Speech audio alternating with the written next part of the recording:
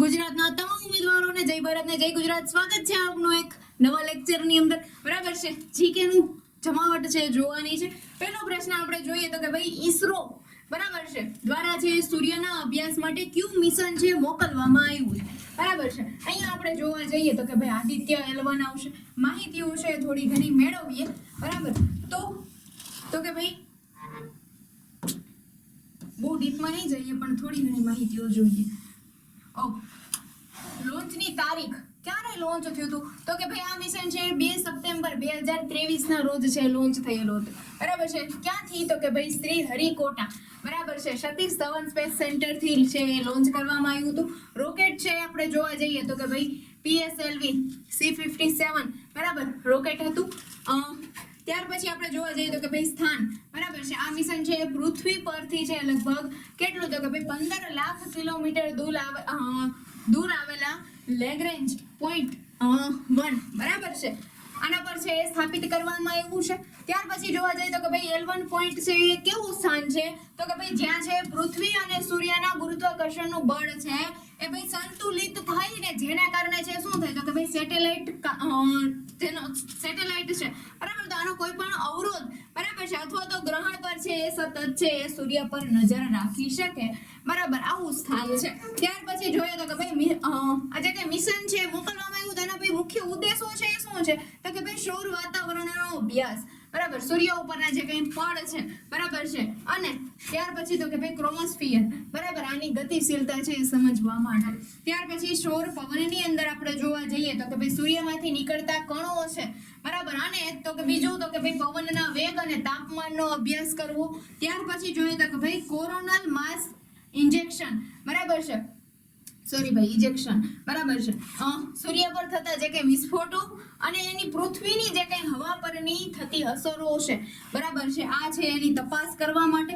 ચુંબકીય ક્ષેત્ર છે આપણે જોવા જઈએ તો કે ભાઈ અવકાશમાં છે એ સૂર્યના ચુંબકીય ક્ષેત્રના ફેરફારો જે કંઈ થયેલા છે એ માપવા માટે આ મિશન દ્વારા છે આપણે જોવા જઈએ તો કે ભાઈ ભારતના સૂર્યના રહસ્યો બરાબર ઉકેલનારા દેશોની યાદીમાં છે એ સામેલ થઈ ગયું છે.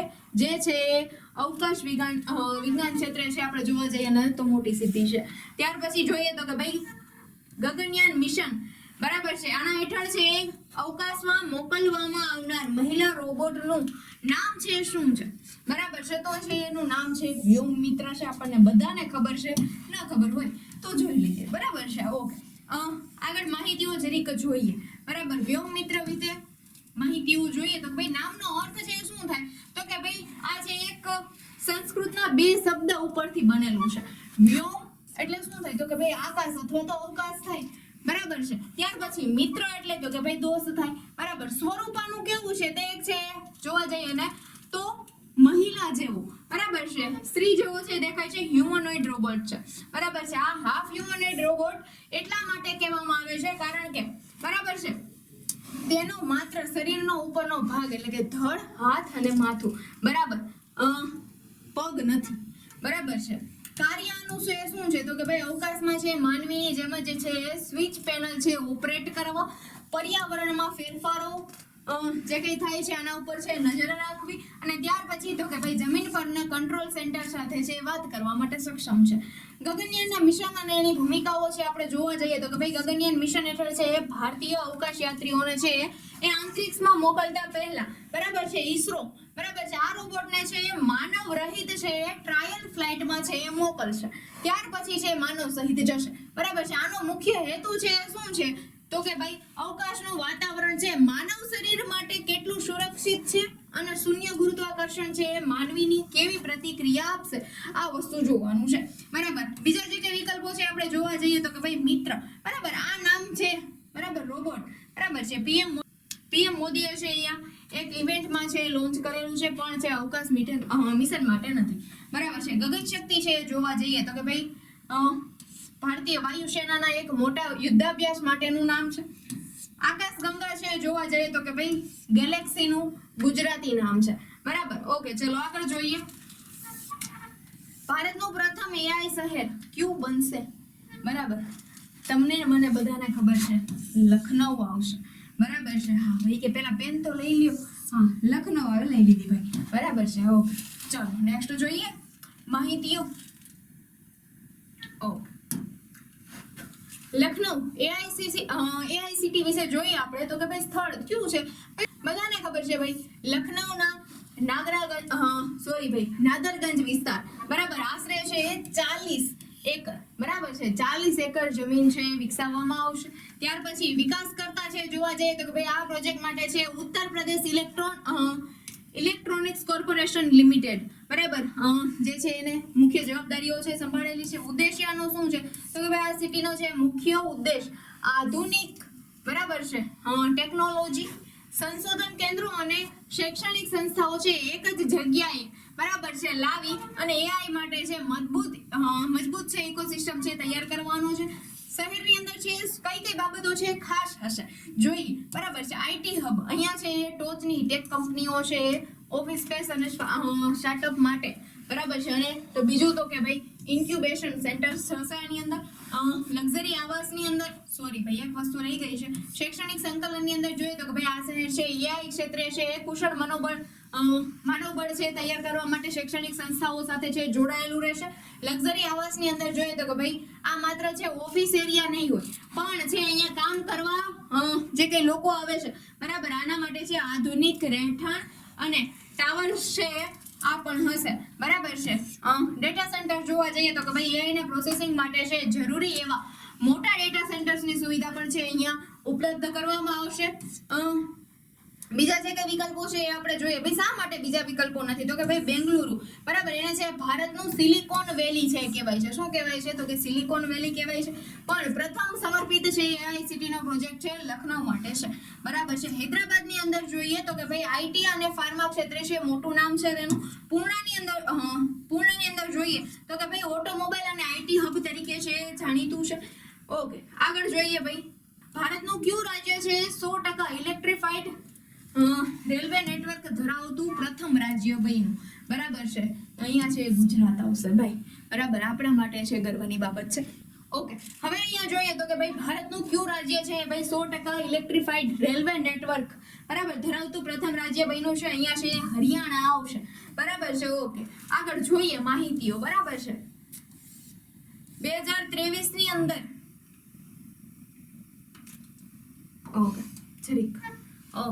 ભારતીય રેલવે એ હરિયાણા રાજ્યમાં છે રેલવે નેટવર્કનું છે 100% વીજળીકરણ કરી અને પૂર્ણ કરીને એક છે ઐતિહાસિક સિદ્ધિ છે હાંસલ કરી, બરાબર. આની સાથે સાથે છે હરિયાણા ભારતનું આવું પ્રથમ રાજ્ય છે બન્યું છે. સિદ્ધિ છે આપણે જોવા જઈએ તો કે ભાઈ હરિયાણાના તમામ રેલવે ટ્રેક અને હવે બીજી તો કે વીજળીથી ચાલતી ટ્રેનો માટે છે સજ્જ છે, બરાબર. ગ્રીન રેલવેની અંદર જોઈએ તો કે ભાઈ આ પગલાથી છે શું થયું તો કે ડીઝલનો વપરાશ છે ઘટી ગયો, બરાબર. પર્યાવરણમાં છે પ્રદૂષણ છે ઓછું થયું અને જે છે ભારતીય રેલવેના નેટ ઝીરો કાર્બન, બરાબર, ઉત્સર્જક બનાવવાના લક્ષ્ય તરફ છે એનો આના તરફ એક મોટું ડગલું છે, બરાબર. રેલવે ઝોનની અંદર આપણે જોવા જઈએ તો કે ભાઈ હરિયાણાના મોટા ભાગનો રેલવે વિસ્તાર છે એ ઉત્તર રેલવે, ઉત્તર મધ્ય રેલવે અને ઉત્તર પશ્ચિમ રેલવે, બરાબર, આ ઝોન હેઠળ આવશે. આનાથી છે ફાયદો શું થશે તો કે ભાઈ ઝડપમાં વધારો થશે. ઇલેક્ટ્રિક એન્જિન ડીઝલ કરતા છે વધારે પાવરફુલ હોય, બરાબર. આનાથી છે શું થશે તો કે ભાઈ ટ્રેનની સરેરાશ ઝડપ છે વધશે. ખર્ચમાં બચત થશે. કઈ રીતે તો કે ભાઈ વિદેશથી જે કંઈ આયાત કરવામાં આવતા મોંઘા ડીઝલ પરની નિર્ભરતાઓ છે ઘટે છે, બરાબર. હમણાં જ આપણને ખબર છે યુદ્ધ થયું તો છે શું થયું તો કે ભાઈ પેટ્રોલ ડીઝલના ભાવ છે ભાઈ અફવાઓ ફેલાણી કે ભાઈ વધી જશે અથવા તો કે ભાઈ હવે ડીઝલ ખૂટી જશે, પેટ્રોલ ખૂટી જશે, બરાબર. અધોગતિ વચ્ચે થઈ ગઈ હતી, બરાબર. તો અહીંયા છે આ રીતનું ન થાય એટલા માટે ક્ષમતા છે કઈ બાબત ઉપર આવશે તો કે જોઈએ તો કે ભાઈ વધુ માલવાહક ગાડીઓ અને ભારે ટ્રેનો છે સરળતાથી છે ચલાવી શકાશે. ત્યાર પછી જોઈએ તો કે વધારાની માહિતીઓ હરિયાણા બાદ છે ઉત્તર પ્રદેશ અને ત્યાર પછી તો કે ઉત્તરાખંડ, બરાબર. આના જેવા રાજ્યો પણ છે કે તેમના બ્રોડગેજ રેલવે નેટવર્કનું 100% વીજળીકરણ છે એ પૂર્ણ કર્યું છે. ભારતીય રેલવે છે સમગ્ર દેશના છે બ્રોડગેજ નેટવર્કને છે એ સંપૂર્ણપણે છે ઇલેક્ટ્રિફાઈડ કરવાના મિશન પર છે કામ કરી રહ્યું છે. ઓકે, નેક્સ્ટ જોઈએ.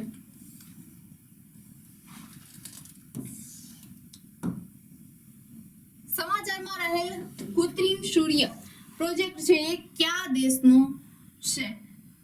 ચીનનો છે ભાઈ, બરાબર છે. ઓકે, જોઈએ માહિતીઓ એના વિશે.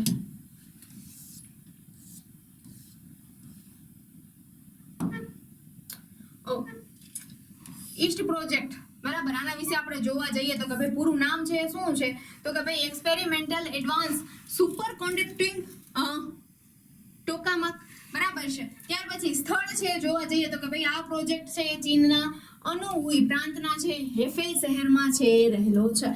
ત્યાર પછી નવો રેકોર્ડ છે 2026 મુજબ આપણે જોવા જઈએ તો કે ભાઈ જાન્યુઆરી 2026માં ચીનના વૈજ્ઞાનિકોએ, બરાબર છે, આ રિએક્ટરમાં છે પ્લાઝમાની ઘનતાને લઈ અને એક છે એ મહત્વની મર્યાદા છે ઓળંગી અને વિશ્વનો નવો રેકોર્ડ છે એ સ્થાપિત કર્યો છે. બરાબર. વિશ્વમાં છે ક્લીન એનર્જી મેળવવાની, બરાબર છે, દિશામાં છે મોટું પગલું છે ભર્યું છે. 2025 ની અંદર છે એને શું કર્યું હતું તો કે ભાઈ 1066 સેકન્ડ, બરાબર, એટલે કે ભાઈ લગભગ છે એ 18 મિનિટ સુધી પ્લાઝમાને છે સ્થિર રાખી અને રેકોર્ડ બનાવ્યો હતો.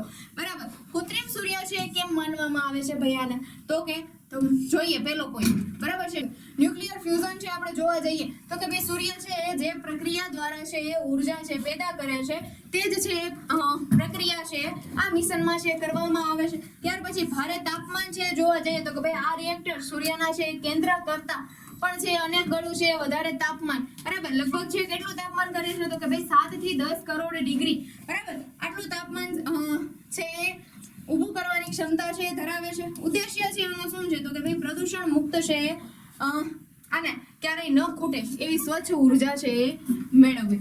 ઓકે, અહીંયા છે આજનો લેક્ચર છે પૂરો થાય અને આવતા લેક્ચરમાં મળીએ છીએ. ત્યાં સુધી કન્ટિન્યુ રહેજો.